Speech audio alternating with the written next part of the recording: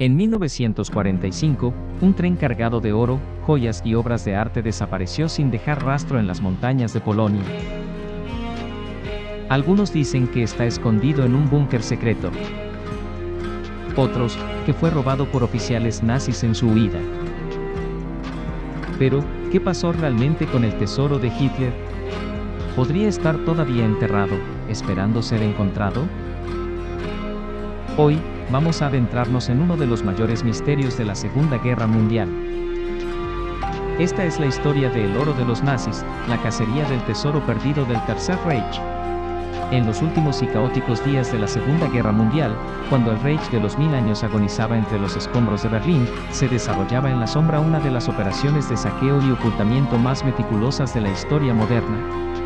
Mientras los tanques soviéticos avanzaban implacables por el este y las fuerzas aliadas cerraban el cerco por el oeste, una red de trenes fantasma, submarinos de carga y convoys militares atravesaban Europa transportando no municiones o refuerzos, sino el fruto de un saqueo sistemático que había durado 6 años, toneladas de oro monetario, colecciones de arte valuadas en billones, diamantes, reliquias religiosas y lingotes fundidos con el oro dental de las víctimas del Holocausto.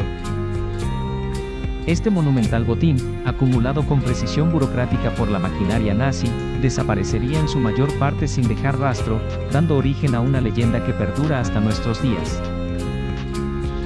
Los orígenes de este expolio sin precedentes se remontan incluso antes del inicio formal de la guerra. Desde el ascenso al poder en 1933, el régimen nazi había establecido sofisticados mecanismos para confiscar propiedades a judíos y opositores políticos. Sin embargo, fue con la anexión de Austria en 1938 que el saqueo adquirió dimensiones estatales. El Anschluss no solo significó la incorporación territorial, sino el vaciamiento sistemático de las reservas del Banco Nacional Austríaco, cuyos 91 toneladas de oro fueron transferidas inmediatamente al Reichsbank. Este modus operandi se perfeccionaría con cada nueva conquista: los bancos centrales de Checoslovaquia, 1939, Polonia, 1939, Holanda, 1940, Bélgica, 1940 y Francia, 1940, vieron cómo sus reservas auríferas eran confiscadas bajo diversos pretextos legales creados ad hoc. Pero el verdadero horror del expolio nazi se revelaría en su doble mecanismo: mientras las reservas estatales eran incautadas mediante decretos burocráticos, las propiedades privadas de ciudadanos judíos eran robadas mediante una maquinaria administrativa diseñada para maximizar el beneficio. La arjanización de propiedades no fue un simple acto de violencia callejera, sino un proceso meticuloso donde abogados, notarios y banqueros colaboracionistas inventariaban hasta el último marco, florín o franco de las víctimas. En París solamente, el Einsatzstab-Reichsleiter Rosenberg, ERR, la unidad especializada en saqueo cultural, confiscó más de 70.000 viviendas judías, cuyos contenidos, desde pianos de cola hasta colecciones filatélicas, eran catalogados, valuados y enviados a Alemania en trenes especialmente designados. El punto culminante de este saqueo organizado llegó con la implementación de la solución final. Los campos de exterminio no solo fueron máquinas de muerte, sino centros de procesamiento de bienes.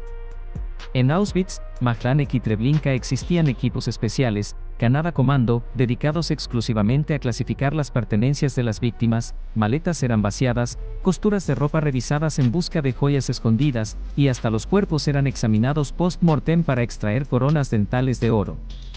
Los registros de la SS muestran que solo entre 1942 y 1944, más de 76 toneladas de oro dental fueron procesadas en la Hauptmunzat, oficina principal de moneda, de Berlín, donde eran fundidas en lingotes estandarizados con números de serie y marcas de pureza.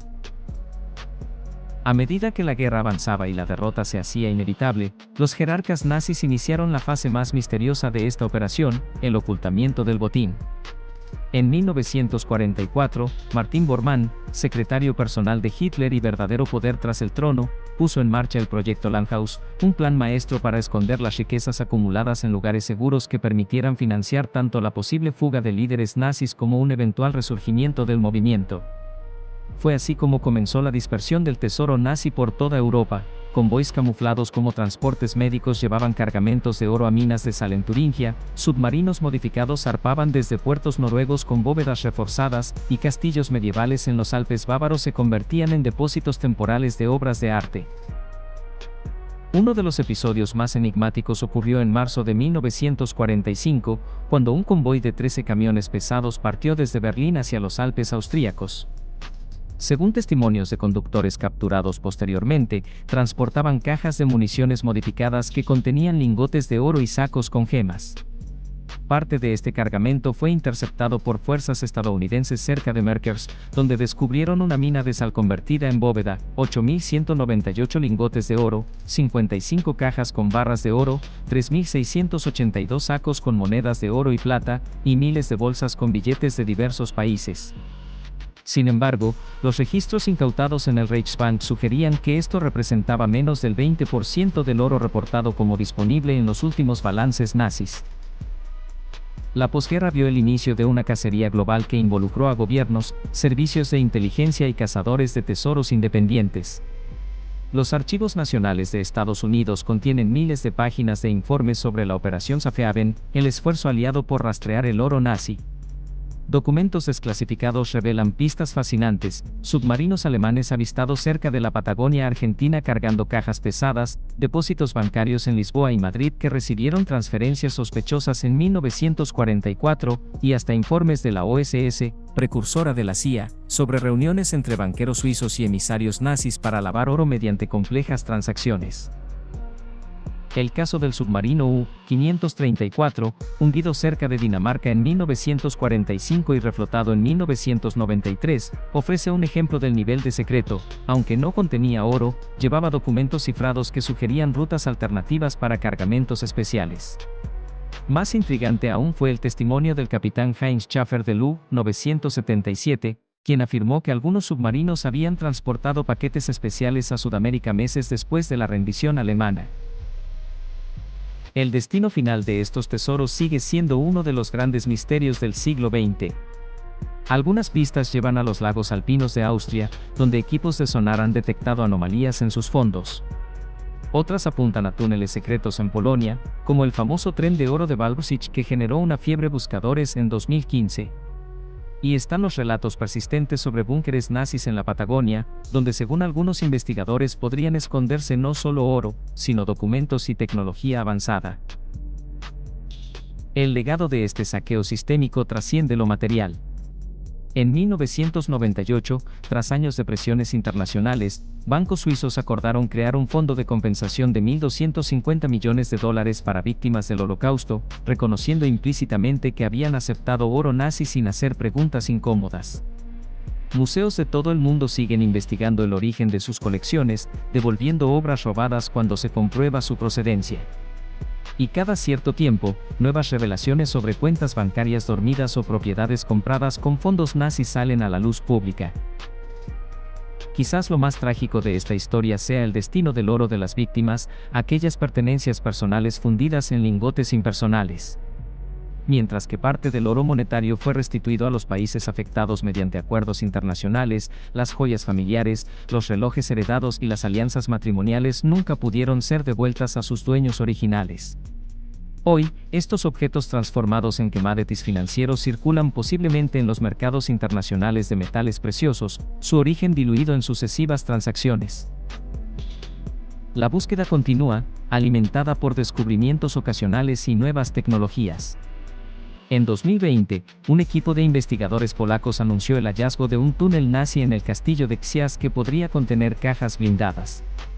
Mientras tanto, detectores de metales de última generación escanean los fondos del lago Toplice en Austria, donde según documentos de la SS se arrojaron cajas con documentos y posiblemente valores. Cada nuevo hallazgo, por pequeño que sea, reaviva la pregunta fundamental: ¿cuánto del tesoro nazi sigue oculto esperando ser descubierto? Más allá del valor material, estos restos del expolio nazi representan una carga moral que Europa sigue procesando. Cada lingote, cada moneda, cada obra de arte robada lleva consigo una historia de pérdida y sufrimiento. Son vestigios físicos de una maquinaria de destrucción que supo convertir el crimen en política de Estado, el robo en procedimiento administrativo y el arte en mercancía despojada de su contexto humano. En este sentido, la caza del tesoro nazi no es solo una aventura material, sino un acto de memoria histórica, un intento por devolver, aunque sea simbólicamente, lo que fue arrebatado con brutalidad sistemática. ¿Y tú, qué piensas al respecto?